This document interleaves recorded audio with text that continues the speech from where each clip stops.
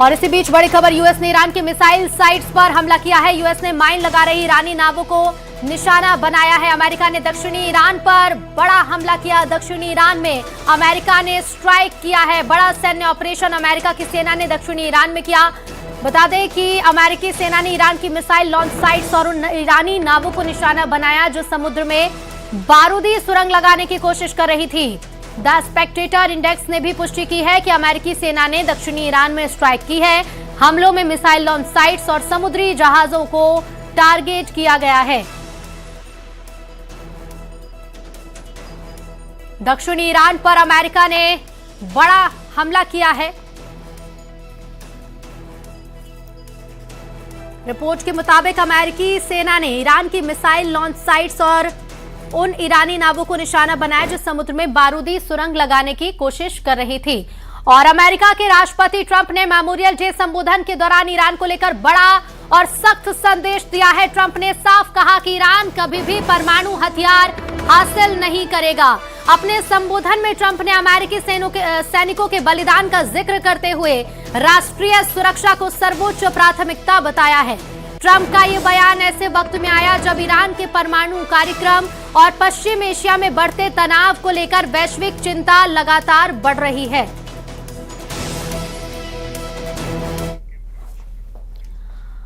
और ऐसा लगता है कि ईरान डील के चक्कर में अमेरिका और इजरायल की जिगरी दोस्ती में दरार पड़नी शुरू हो गई है। दावा यह किया जा रहा है कि ईरान ने दो टूक कह दिया कि वो किसी भी कीमत पर अपना यूरेनियम ना तो देगा और ना ही नष्ट करेगा। ईरान की शर्त के बावजूद अमेरिका ईरान से डील करने में जुटा है, जिसे लेकर नेतन्याहू बुरी तरह से बौखला गए हैं।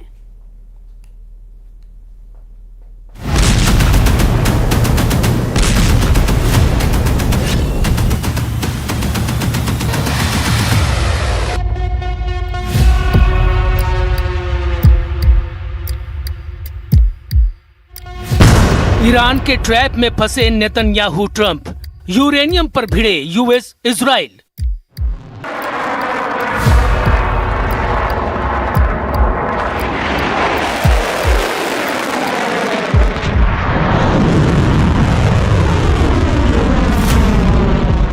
लगभग 90 दिन से ईरान की इजराइल और अमेरिका से जंग और भीषण तनाव चल रहा है।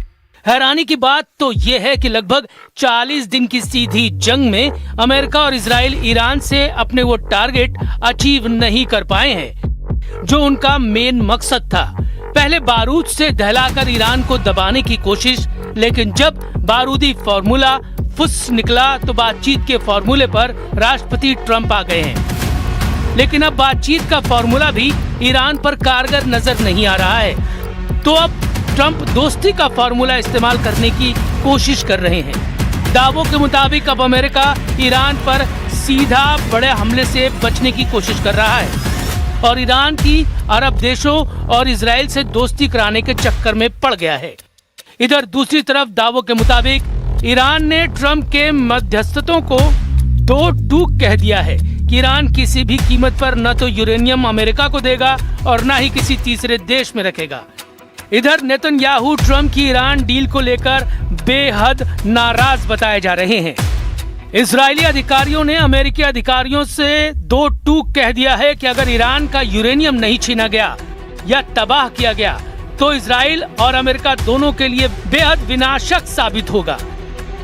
खबर है कि ट्रंप और नेतन्याहू के बीच ईरान डील को लेकर जमकर बहस हो चुकी है, जिसके बाद से अमेरिका ने इजराइल को ईरान डील की सभी जानकारी देने से साफ मना कर दिया है और ईरान डील से इजराइल को एक तरह से बाहर कर दिया। उधर दावा किया जा रहा है कि 8 अप्रैल से चल रहे सीज फायर का फायदा ईरान ने जमकर उठाया है और अब ईरान के super weapon full active mode में आ चुके हैं। यहाँ तक कि ईरान की राजधानी तेहरान में ईरान ने अपनी एडवांस और घातक मिसाइलों का प्रदर्शन भी करना शुरू कर दिया है। ईरान डील से घबराया इजराइल, ट्रंप का यूरेनियम हमला फेल।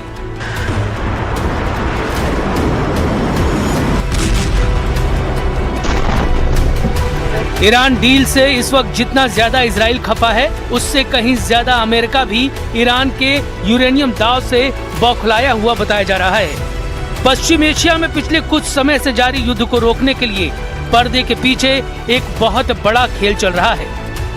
न्यूयॉर्क टाइम्स की रिपोर्ट के मुताबिक दुनिया की सबसे बड़ी महाशक्ति अमेरिका और उसका पुराना दुश्मन ईरान एक समझौते के बेहद करीब पहुंच गए हैं। लेकिन ट्विस्ट यह है कि इस संभावित समझौते का कोई भी कागज या आधिकारिक मसौदा अभी तक सामने नहीं आया है।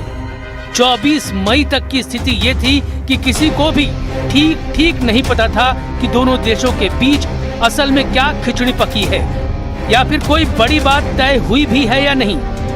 और यही वजह है कि ईरान डील को लेकर इजराइल के प्रधानमंत्री नेतन्याहू खुद को ठगा हुआ महसूस कर रहे हैं। इजरायली प्रधानमंत्री बेंजामिन नेतन्याहू और डोनाल्ड ट्रंप के बीच हालिया गोपनीय बातचीत लीक हुई है।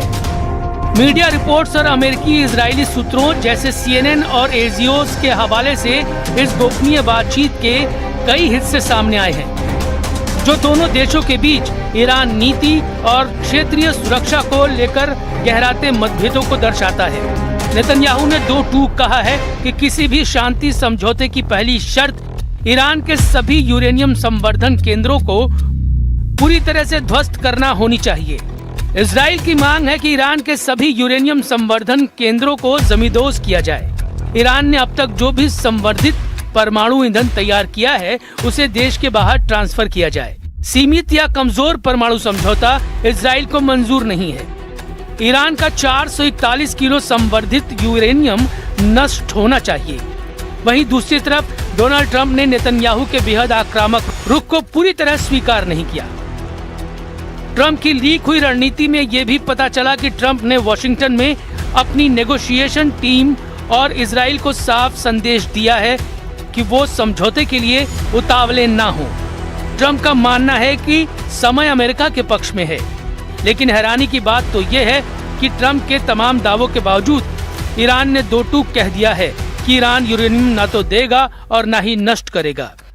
ईरान के 3 बड़े अधिकारियों ने 23 मई को ही साफ कह दिया है कि परमाणु स्टॉक को लेकर कोई सहमति नहीं बनी है।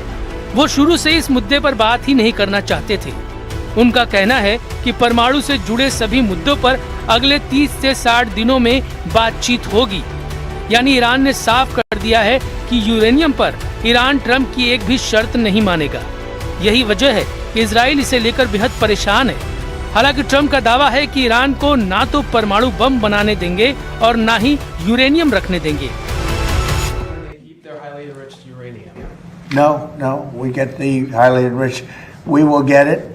We don't need it. We don't want it. We'll probably destroy it after we get it, but we're not going to let them have it.